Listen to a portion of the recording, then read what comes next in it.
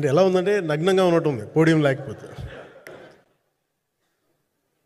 కొంచెం అందరూ మీరు దయచేసి వస్తే let me have an interaction. అంటే నా జీవితంలో మొట్టమొదటిసారిగా అదే ఎప్పుడు చేశాను ఇంత, నాకు పొలిటికల్ ఇంటరాక్షన్ చేశాను కానీ మీడియా మిత్రులతోటి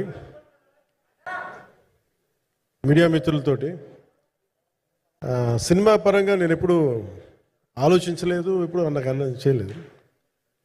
ఫస్ట్ టైం మొదటిసారి నేను ఎప్పుడు కొంచెం మొహాట పడతాను మాట్లాడటానికి సినిమాకి సంబంధించినంత వరకు. ఇక్కడ సినిమాని ఎలా ప్రమోట్ చేసుకోవాలో నాకు తెలియదు.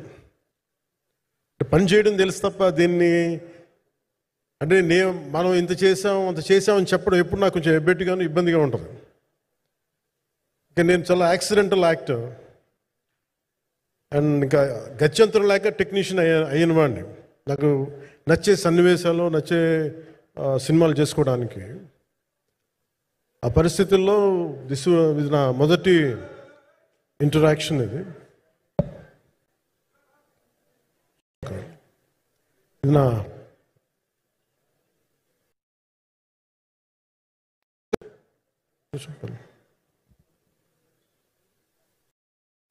రథం గారు వస్తారా?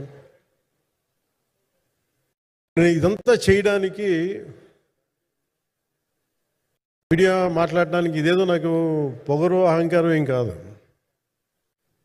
సినిమా గురించి నాకు చెప్పుకోవడం ఎబ్బెట్టుకోవడం, ఏం మాట్లాడాలో తెలియక చెప్తే ఎక్కువైపోద్దా చెప్తే తక్కువ అయిపోద్దా అని. కానీ ఈ పర్టికులర్ ప్రెస్ మీట్ ఎందుకు పెట్టానంటే ఏం రత్నం గారి కోసం పెట్టాను.